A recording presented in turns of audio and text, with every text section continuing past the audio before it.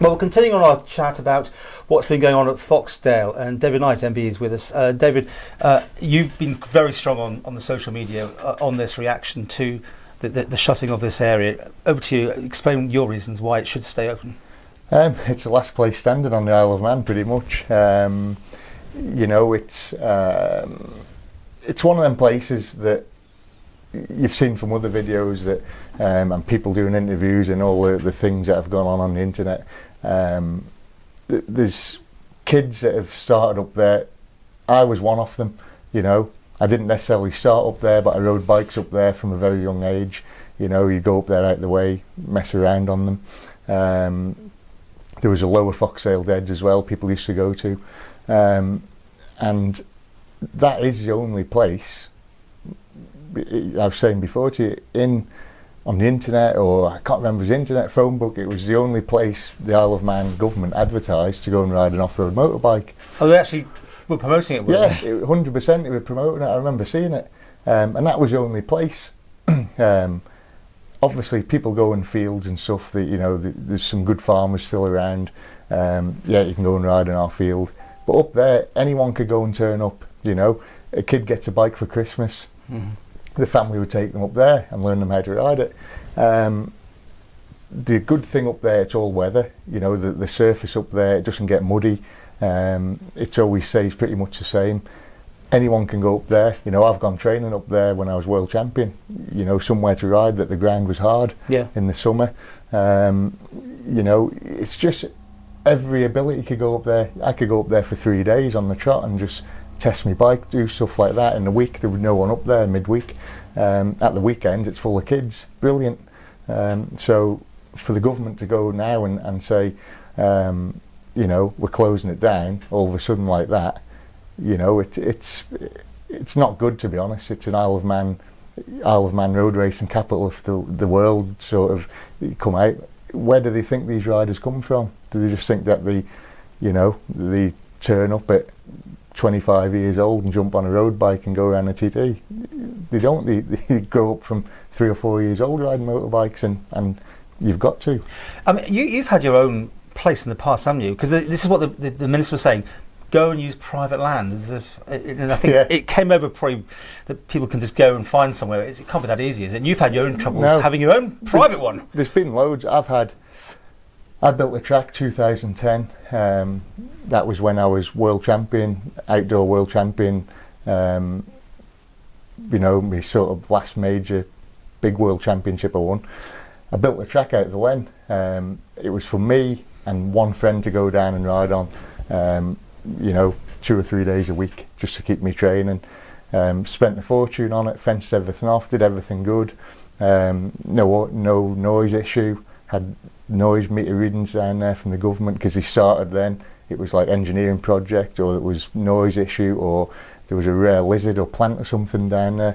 They tried everything, you know, and in the end they threatened me with like a £25,000 fine if I stop riding there. Or if I don't stop riding there, I get fined. Yeah. So obviously you don't want that.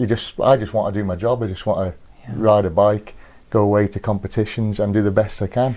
I mean, there is a noise issue if this isn't someone's back garden. I mean, I live somewhere where it happened behind me and it was like incredibly annoying. So, I mean, where it is at the minute, it seems in the middle of nowhere. I mean, in the sense that there's no one disturbing anyone. And I had another track as well in the Currachs, middle of nowhere. Some woman complained about that, and I had to stop that. So for him to say, go in a field or something somewhere, it's not that easy. And, you know, over the years, I've probably spent 50 grand or more on building little tracks for myself, only for them after 6 months to be stopped. So, what do you think the government should do? Should they be looking to make a new place if that one's? I mean, you know, they got the argument that this is leaching presumably deadly material into the rivers. Well, it's still alive. It's probably less of an impact of what Sellafield's ever had over here, that's for sure. But once you've got health and safety, it's kind of tricky, isn't it? Yeah, but I think again they've got to prove it. You know, if they can prove that it's really dangerous and that, then fair enough. Is there somewhere else that you could recommend that the government owns some sort of area that could be turned over? The Point of Air. Oh, right. That's somewhere we used to go to. Again, all weather sort of gravel, not doing any harm to anything. We used to go out there, a few offers riding. also we used to go in the gravel pit next to the old landfill site. They used to let us go in there. That was aggregates. They used to let us go. Brilliant spot. Same again, but there's always an issue. There's always some issue where it's a nature reserve or it's this or that. At the end of the day, you just don't want motorbikes there. That's it. Well, would be you willing to sort of start a private item up again, or and make it a commercial undertaking or something? Or I've spoke about that because away from the kids, the enduro side off it over here, you know, the forests and that there, you're not allowed in any of them. You know, we've seen what happened to Jamie McCanny up there in a trials bike a few months ago. Got banned from the ACU, and you know, for riding a trials bike in a forest. But I've got the same argument with that, with government. How can we ride our mountain bikes in any forest on the Isle of Man, build tracks in there that the government are paying money for?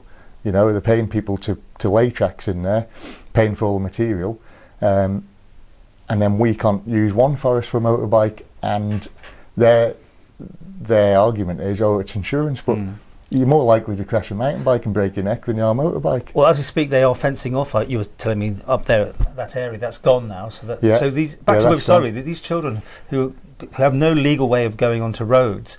This has been their way in to getting understanding of it, getting the knowledge base. It could have quite a detrimental effect then if there's nowhere for them to go besides private land. Yeah, and who wants kids on the streets with nothing to do?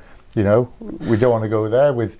You know, there's enough kids now in trouble and is there anything you can do? Do you think off the rails? You get involved? I think I'd love to get involved in something, but I think this is up to the government. Yeah, you can open a private track, but the government should be given somewhere like that, free reign, where people can go, because I can go and open a business, but you've got to charge people, and some people can't afford it. You know, the government promotes a TT. It's obviously a bike, and they say it's a biking capital of the world, but I've said this to people for years now. For 2 weeks of the year, it is. The rest of the year, they're anti-bike. Do you think there was little consultation, little? Yeah, no consultation, and you know, I actually emailed Howard Quayle, or called him a few weeks ago about the forest thing. It's just it's a snowball effect now. You know, front page in the news over Christmas where people had gone off piste up the hills and rode over and the green lanes. Yeah, and gone through some peat, and it was national disaster. You know, someone's rode through a bog and it's on the end of the world. You know, this is their attitude. They're just anything to stop motorbikes, and people are getting fed up with it now. You know, you can see by the amount of media that this has got. And for me, yeah, we can go trail riding and stuff. People can go riding the motorbikes, but for kids especially, this is where the government need to step in and sort of have somewhere, you know, that people can do what they've been doing. Just no problem, no hassle. Jump out of the van, get the bikes out, go and have a ride around for half an hour. Kids are happy as Larry, tired, wears them out, and gives them something to look forward to.